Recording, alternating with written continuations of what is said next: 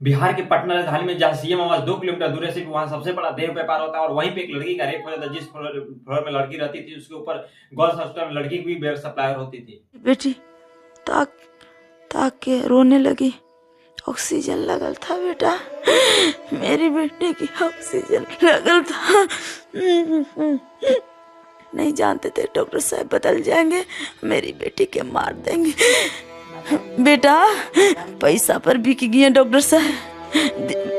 मेरी पटना जैसे शहर में जहाँ पर सीएम आवास हो, कोर्ट आवास हो, वहाँ पे हाई कोर्ट का, वहाँ पे डीएम आवास हो, वहाँ पे उप मुख्यमंत्री आवास हो, डीजीपी आवास हो, वहाँ पे देह व्यापार कैसे संभव हो सकता है। मैं इस बात को समझाने की कोशिश कर रहा हूँ कि जिस तरह जहाँ जब सबसे बड़े अधिकारी रहते हैं वहाँ पे देह व्यापार हो रहा है, कानों कान तक किसी खबर कैसे नहीं हो सकता। क्या इसमें सरकार भी इन्वॉल्व थी?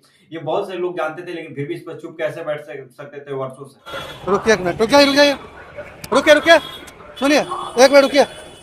इधर दिखाओ। आप बताइए पटना जंक्शन पर एड्स फैल रहा है कि नहीं फैल रहा है?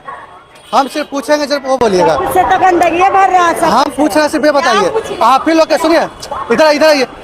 आप ही लोग की वजह से पटना जंक्शन पर एड्स फैल रहा है। कम से कम आप पटना जैसे शहर में जहाँ सबसे बड़े अधिकारी रहते हैं वहीं पे सबसे बड़ा देह व्यापार भी होता है। पटना जैसे हमारे शहर में, वहाँ पे चलिए नीट छात्रा के दुष्कर्म को लेकर आपको चलते हर एक जगह गर्ल हॉस्टल खोले हुए, बिना साबुत के, कागज के, पत्थर के खाली हॉस्टल खुला हुआ है। गली गली हॉस्टल खुला हुआ है। अब देखिए, आप सुनने में कितनी खराब लगा कि रात में 12 बजे रात को गाड़ी लगती है, लड़की को बाहर ले जाया जाता है, ले पहुँचाया जाता है। ये सब क्या है? लड़का लोग भी आता है। हाँ, जिस बिल्डिंग में नीचे गर्ल्स हॉस्टल लिखा हुआ था उसी बिल्डिंग में ऊपर पे देह व्यापार का काम भी चल रहा था। लेकिन सोचिए कि गर्ल्स हॉस्टल के नाम पे उसमें देह व्यापार किया जाता था शंभू गर्ल्स हॉस्टल में। और रोज लोग बता भी रहे हैं कि 12 बजे रात में लड़के आते थे, कभी लड़की आती थी, लड़के छोड़ने आते थे। मतलब ऐसा सिलसिला चल रहा था, क्योंकि बिहार ऐसा संभव ही नहीं सकता कि पड़ोस में क्या चल रहा हो मालूम ना हो पड़ोस को। ये कभी संभव हो ही नहीं सकता। नहीं ना, हम अपना बच्ची के पास देहरादून गए, बच्ची के साथ मैं देहरादून गया हुआ था, मैं नहीं था यहाँ। हम कुछ नहीं है, प्रशासन अपना काम करेगी, अपना प्रशासन जानेगी।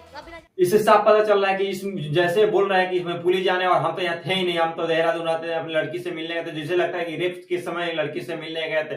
ये साफ सफेद झूठ बोल रहे हैं कि इसकी लड़की, मतलब सोचिए जिस टाइम लड़की का रेप हुआ उसी टाइम लड़की देहरादून मिलने चले गए। सोचिए इनका कितना बड़ा संजोग रहा पहले तो। और सोचिए कि उस माता पिता पर क्या गुजारा कि जिनके इनके भरोसे पे गर्ल्स हॉस्टल में छोड़कर गए थे अपने घर, इसलिए लड़की इसमें पढ़कर डॉक्टर बन जाएगी। उन्हें नहीं पता था कि हमारी लड़की रेप के हवाले, मतलब कि रेप करने के साथ मतलब कि लोग दान दे देंगे, वहां पे कैसे बन जाएंगे।